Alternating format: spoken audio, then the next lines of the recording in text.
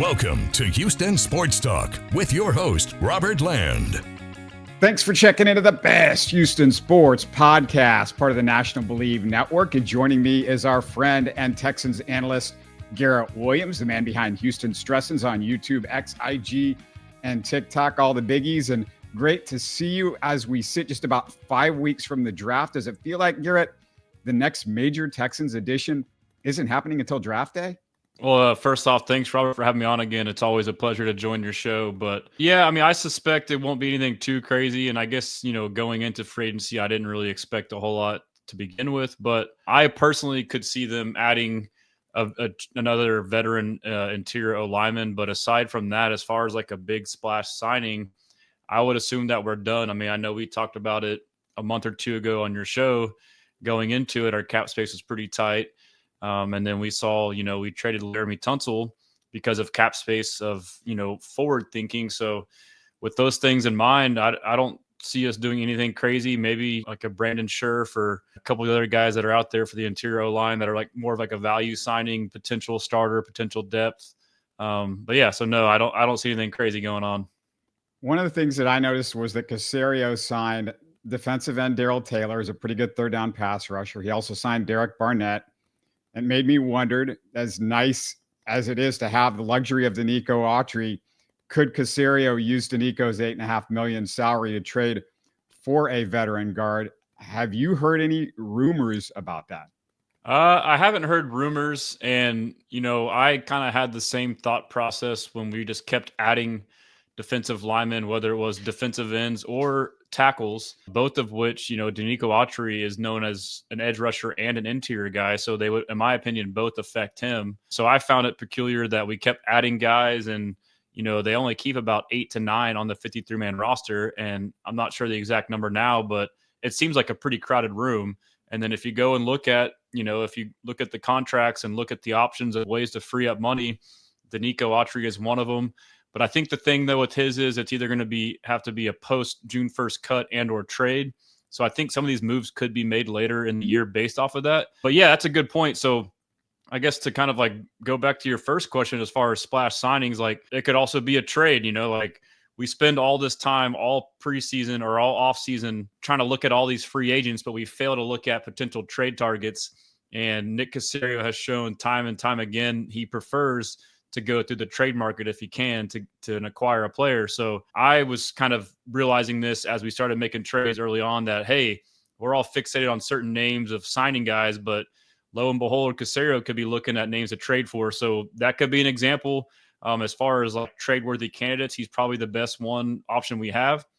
And, you could get a guy like a Wyatt Teller from Cleveland, just looking at teams that are and not the best of cap situations. So I wouldn't rule that out. I'm going to get back to the O-line shortly, but let's hit the big story Monday. Derek Stingley signs the 3-year, $90 million extension. Not only is he locked in for 5 years going forward, but 89 of the 90 million guaranteed. It's kind of nuts, Garrett, that the first cornerback with a fully guaranteed contract in NFL history, I Bleav, pretty much fully guaranteed, is the same guy who until this past season hadn't had a full healthy season since his freshman year at LSU 6 years ago. When this news rolled out, it was kind of interesting. Like, a lot of us were wondering, okay, obviously he still has 1 year left on his rookie deal for 2025. And then being a first round draft pick, we have the 5th year option, the ability to exercise to get him at a certain market rate based off of different performances that he's had during his, rookie contract. And so we were all trying to figure out, was that included or not? And we did find out later in the day that it was included. So when you factor that in, not only does the guaranteed not seem as bad, but the $30 million APY does not seem as bad either. And I can't help but think that this was something that was part of the negotiation that, it's basically semantics. I mean, it's a win-win for both sides. So if you look at like what we have Derek Stingley under contract for the next 5 years through 2029, that includes the year remaining, which is $11 million for 2025. And I Bleav it's about $12 million is what it's going to be projected to be for that 5th year extension. And then you got the 3 years. It comes out to like 23 million APY for the best corner of the game for 5 years. And so if you can kind of factor that in with the same lens on guaranteed money, I'm not concerned about the injury part of it. I mean, I do get the concern if you look at it like in that microcosm with the LSU stuff. And I would say the LSU stuff, I mean, I don't know the exact nature of his injury, but it did seem like he probably could have played more games. But I mean, if he's someone who knows he's going to be a top 5 pick, why would you go back out there and risk re-injuring or making things worse? But I will say early on his rookie year, the soft tissue stuff is a little concerning, but he corrected that. But again, like injuries are a part of the game. I don't think I'm like of the belief that we often over criticize players for injuries. I tend to only harp on if a player is injury prone, it's the soft tissue stuff. If it's like a reoccurring hamstring, groin, like over and over again. But if it's like a physical injury where like a knee or a shoulder, ankle, stuff like that happens, I don't knock players. So no, that does not concern me at all. And again, you got to look at it from the big picture. And I guarantee you that was part of the negotiations with, I Bleav, David Mulugeta was his agent. I guarantee you, like, you know, they factored that 5th-year option in, but they still get to say, hey, but for these 3 years, I'm the highest paid. So like you get to check the box of hitting 30 million, being the highest paid, but then Caserio gets his 5th year to lower back down. So it's a win-win. Yeah, the variation here is, what about the Bengals on the other end of the spectrum? They wait and wait and wait, and now they're paying these guys a ton of money, and they're get stuck a little bit with the Joe Burrow situation. And it's the difference in how these two organizations have handled things. Because when you look at it, Garrett, you go $30 million might seem like a lot right now, but the extension doesn't kick in for 2 years. And when you look down the road, you always know that the salary cap's going up year by year. I mean, going in this offseason, we thought we would have a certain amount available, but anybody that follows the NFL knows it changes. You know, as soon as the offseason starts, they redo the salary cap, and all of a sudden it's a different deal. And $30 million in 2 or 3 years might be $26 million in 2 or 3 years. I agree 100%. So that's another instance where that 5th-year option is worth considering when thinking about this. I mean, yeah, like to your point, the cap does go up X amount each year. And supposedly, like by the end of 2030, which I know that's after his deal, it's going to go up even more after they redo the way they account for TV ratings and whatnot. But if that's the case, you can, you know, now defer a lot of these cap hits on these contracts to the back end and potentially, you know, strike another new deal and then just keep kicking the can down the road. But, you know, I know JC Horn signed for 25 million APY. I'm not sure if he had a 5th-year extension baked into that or not and the exact amount of years, but to me, Derek Stingley is better than him. But like I said, though, like over 5 years, it's 22 million. Let's just see what JC Horns is over the next 5 years to try and compare apples to apples. I love it. And like the big thing too, like you're pointing out that I've pointed out, is Nick Caserio is thinking about long-term, being proactive. He's shown us 2 examples on 2 separate sides of the totem pole. One was the LT Tunsil trade. He got out in front of a contract where he was our biggest cap hit this year and next year. And he was going into the last year of his contract next year, so he'd be wanting another extension. And so rather than waiting until next year when you lose your leverage, he went ahead and cashed out now to get the maximum value, and you get the benefits of offloading that cap for this year and next year. And so on the flip side, we went ahead and were proactive and signed a guy to an extension very early, like you said. And so now you had the 5th-year option and it's not kicking until later. So I'm learning that, you know, the good GMs are the ones that are thinking long-term and proactive, and it's good for us to build a sustainable contender. Now, things change quickly in the NFL, but would you assume, as we sit here today, that once Stroud signs a big extension, the 4 pillars of the Texans salary will be Stroud, Stingley, Denico, and Will Anderson? And should they be at this point? No, 1,000%. I think I even pointed this out too. I mean, you know, Derek Stingley was the first one. He was Nick Caserio's first round top 5 pick.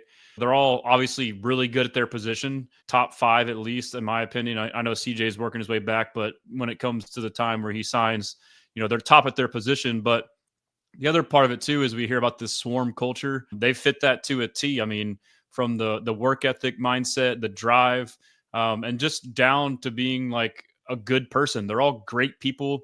These are all non-character issue guys. You don't have to worry about off the field stuff. And that goes a long way. I know, like, you know, sometimes it's a delicate balance when you get these elite athletes, you kind of put up with more than what you normally would if they were a lesser athlete.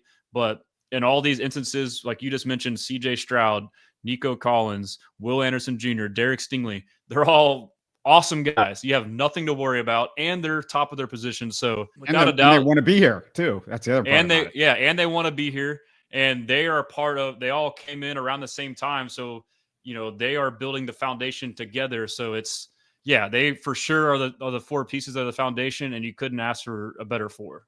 I want to delve into the Texans' biggest question mark, the O-line, in just a sec. But before we roll on, just a quick reminder, I want to hear your Texans takes out there, you Houston Sports Talk fans. Do you like the Stingley deal? Who are you wanting to build around in the future? Let me know in the YouTube comments. Look for one of my regular Rockets guests on Thursday. Hopefully we talking about a continued winning streak, 8 games by that point, I Bleav. And don't forget to support us by subscribing on YouTube if you haven't. Please give this show a thumbs up as well and listen on the go with your favorite podcast app. Okay, Garrett, what is more likely? The Texans sign a veteran swing tackle and roll with Titus at left tackle and Fisher at right tackle, or they draft a starting left tackle? Veteran swing tackle. So, in the draft, there's a lot of great players that give us options, especially in the first 3 rounds, that are tackles that are projected to be guards, but that provides you with versatility, which is what I assume they'll get at least one of those type of players, whether it's first, second, third round. But it sounds like Titus is a left tackle. I think that if you're going to get rid of LT Tunsil, you're going to go with a somewhat proven commodity to replace him at that blindside spot, which is a very valuable position to protect your quarterback, your franchise quarterback. Titus Howard in 2021, I think he played, it was like 200 snaps, some odd snaps. He played a decent amount of games. He played 4 games. I know where you're going with this because I actually wrote down exactly what you're going to say. This was in his 3rd season, and he had the highest graded pass blocking tackle grade at 89.9 in those 4 games. Yeah, and it was a small sample size, but not that small. It was like 200-something snaps, so that checks out, like 30-plus snaps per game over 4 games, and he did well. So I think that's the proven commodity. I think, worst comes to worst, we have options, and so now we're looking to replace left guard and right guard, which is side Lincoln Tomlinson, who seems that he could be a starter, but you're at least creating some competition and kind of changing the identity, at least like the culture from the aspect of that more of like a dog mindset, relentless mindset, a swarm mindset, I guess. If I had to choose, I think they'll do both in the draft, honestly.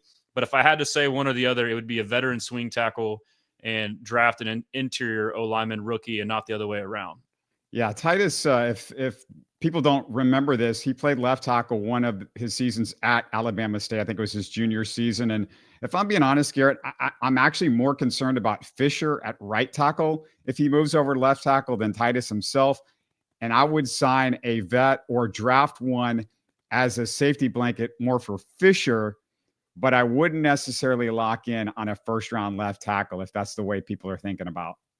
And with Titus Howard, too, I'm pretty sure most of his career at Alabama State as a tackle was a right tackle because most of his career he had a left-handed quarterback. So he was still protecting the blind side. It just flips when the quarterback throws with their opposite hand. But my whole point, too, is, when I kind of processed this LT Tunsil trade, which at first I was shocked and didn't know if I liked it, and then I sat down and dove into it. Now I like it. I posed this question, and I guess I'll ask you, but if you had to choose which part of your O-line was weaker, which one would you have? Would you rather have a weak exterior and a solid interior, or vice versa, which is what we had last year? Right now, my biggest concern is the interior because I feel like it's way more important in this draft to nail somebody at that guard position. And I say that because when I look at who's on the roster, there's some concern with Tomlinson, Ingram, and Scruggs all having big time pass blocking issues last year. Now we can blame Strausser for Scruggs, but Garrett, Ingram was with a good coaching staff in Minnesota, and Tomlinson is a vet. So yeah, that's my concern.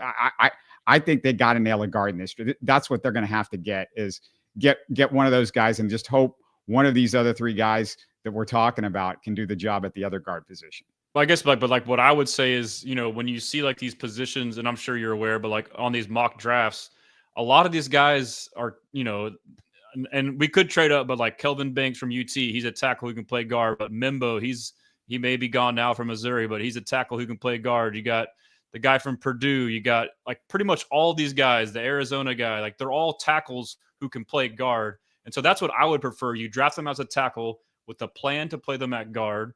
But then now it provides you also with insurance, like you mentioned, of Blake Fisher. doesn't pan out, or Fisher could go to left tackle and now Titus could go to left guard. Or, I mean, you have a lot of options, I think. And I think they value that versatility as well. So that would be something I would urge people to be aware of. There's a lot of tackles that are guard eligible that are projected to be guards in the NFL. Yeah, the only thing I'll say about that is what I don't like a lot is, Garrett, is I just don't like this whole idea of drafting a guy that's versatile instead of a guy that's like incredible at his one thing and leaving him in that spot. With the offensive line, I don't like moving guys around all the time. Like, let's turn them into incredible at what they're at. I mean, I've watched the Oilers and Texans for like 45 years, and that whole philosophy worked one time in my entire lifetime, and that was Bruce Matthews, who was like a savant and played any position that you put him at. And I think everybody might have looked at that and gone, "Oh, well, you could do that with other guys too." And it's like, no, that's Bruce Matthews, man. That's why he's a Hall of Famer, 20 years in the NFL. And I haven't liked some of the movement they've done with Titus. Sometimes recently it's been more out of necessity, but there was times during, I forget if it was under Lovey or Cully, that they were playing him at different positions, and I'm like, no, he was really good at right tackle. I mean, I'm sorry he's not a Hall of Famer yet at right tackle, but he was improving, and I thought he was doing a really good job, and I thought he did a really good job this year too. I agree, and that's a good point. And like, I should say, like, I don't mean for it to be that way. I mean, a lot of these guys too, like in college, you're the best on your team, so you're the left tackle. But as it projects to the next round, their best fit is guard. So like, they say tackle, but they're already being projected as guard. But I'm just saying the fact that they've played tackle can work out as an insurance plan. I'm not saying to get them just to be a Swiss Army knife. I mean, you look at Mekhi Becton with the Jets, who went to the Eagles this year. He was considered a bust as a tackle.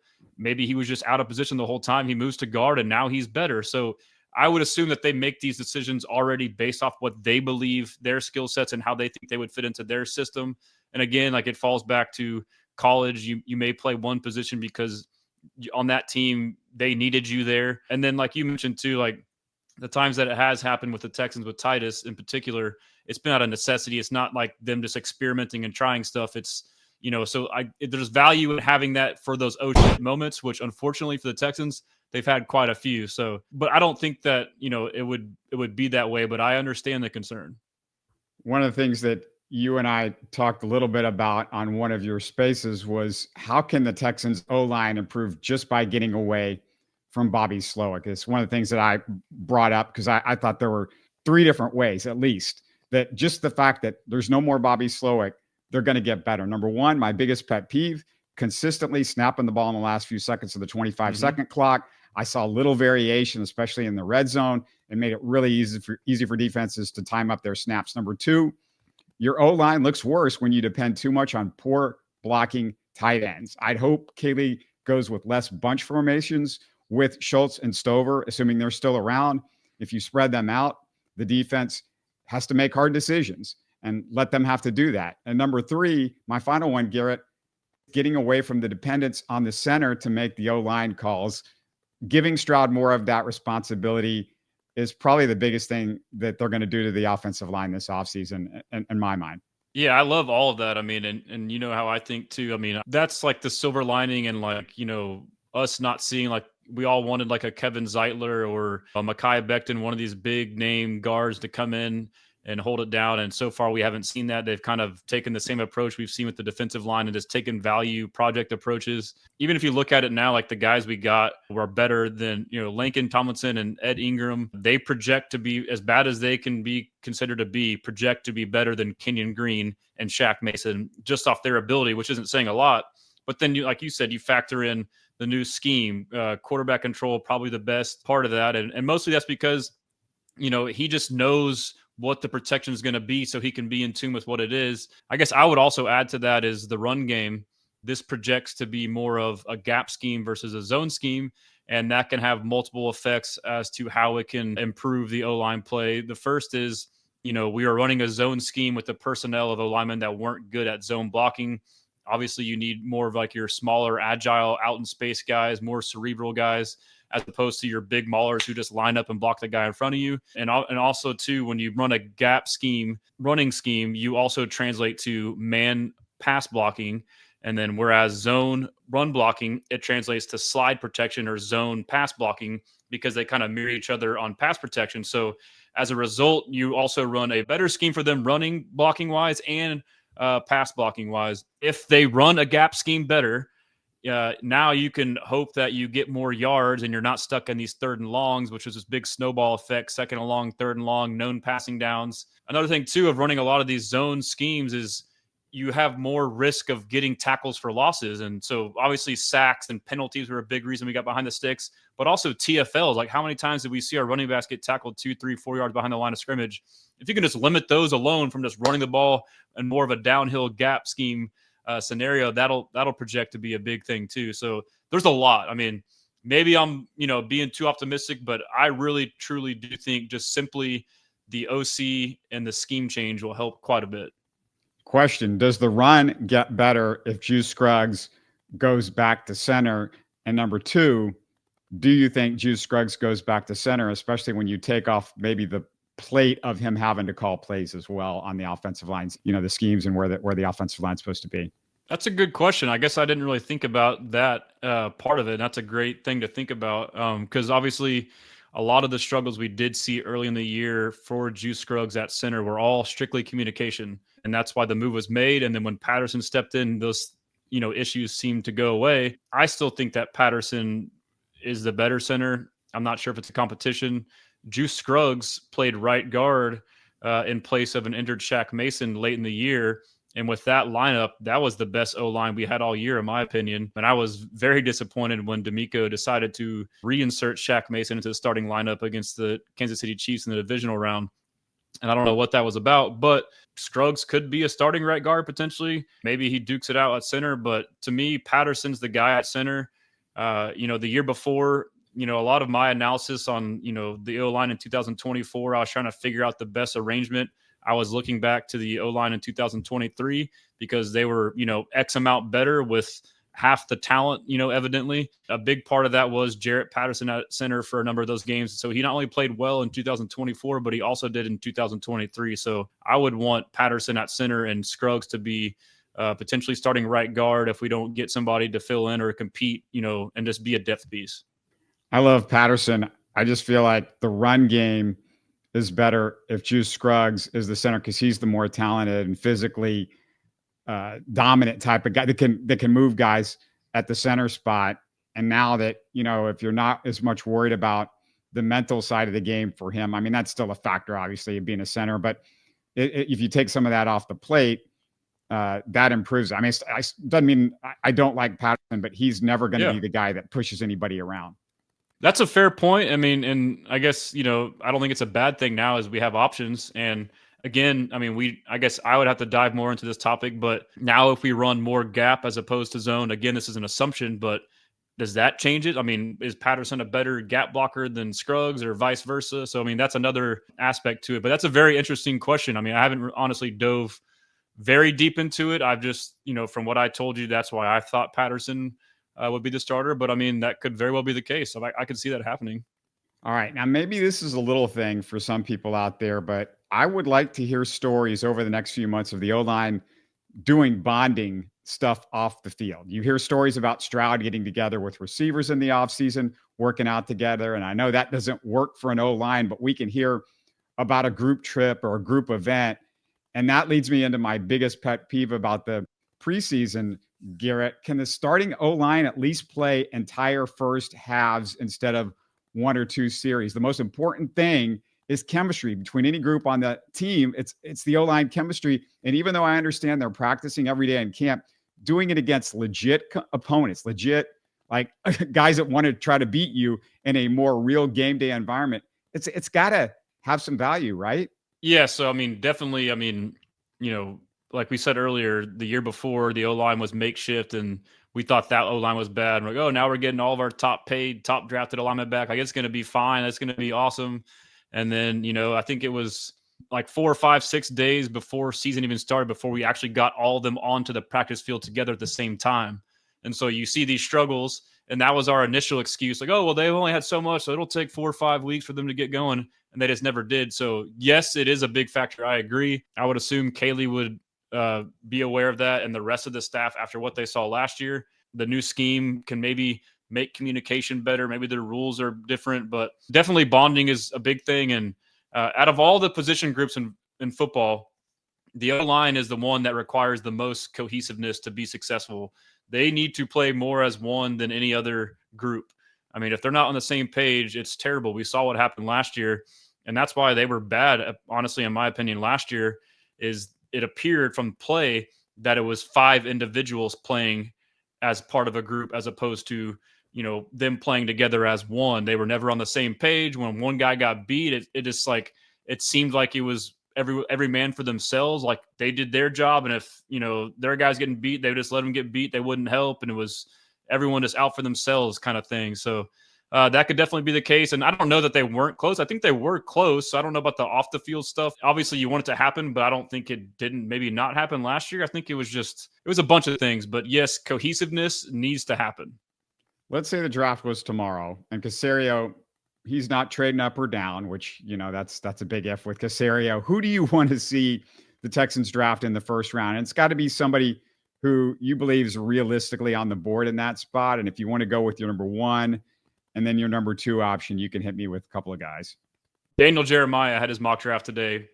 He had Kelvin Banks falling to us. If he falls to us, I'd be happy with that.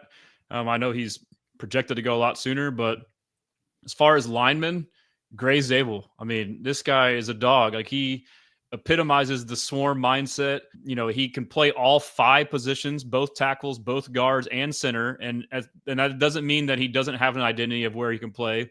He's projected to be a guard at the next level. He's from North Dakota State, an FCS school. That would kind of be out of, that would be uncharacteristic for Caserio to get a non-Power 5 guy. But he went to the Senior Bowl, played all 5 positions there in one-on-one pass reps against the top talent in the nation and shut all these guys down. So I think he would be a great piece. If Matthew Golden is there, I would love that too, because I do think there's enough depth. I'm seeing where Gray Zabel can be, drafted like 34, 36, 37. So you could potentially, get Matthew Golden there or trade up a few spots to get him. And then now we have extra draft capital from the LT Tunsil trade and maybe trade up again to the early second and get a guy like Gray Zabel, or just wait and get more linemen. So a lot of options, a lot of answers. Kelvin Banks, if he's there, Gray Zabel is probably my favorite, and I would be ecstatic with Matthew Golden, and we would still have options at O-line as well. I still need a wide receiver too. I want one early, and I would be fine with a wide receiver too in the first round, because I just feel like I just can't trust Christian Kirk and Nico Collins to stay healthy for a season. We've had too many injuries with the Texans wide receivers. That's fair. I mean, and you look at the last 2 years, I mean, I guess you call it bad luck, but I mean, going into playoffs, we've been basically with Nico and no one, that alone, it's been hard to win, much less the issues with the O-line. So yeah, I mean, that's a fair critique, but I do think there's, decent receivers to get second, third round as well, fourth round. But like, as far as like the fit that we need now to be the wide receiver 2, that doesn't play the slot receiver, that would be the other outside receiver, the Z position opposite of Nico, Matthew Golden is the best option for that. So it would be a perfect fit. So yeah, I would be ecstatic with that. Yeah, Golden is my guy, but I feel like first or second round, I'm drafting an offensive line, either first or second round, and a wide receiver first or second round. It's pretty easy for me. I'll be disappointed if they don't come away with both of those positions in the first 2 rounds. And I also believe, and I don't know if you're hearing much from your fans, but it's a deep draft for running backs. Caserio needs to walk away with the running back by the 4th round. This is a perfect 4th round, kind of Dameon Pierce type draft for running backs.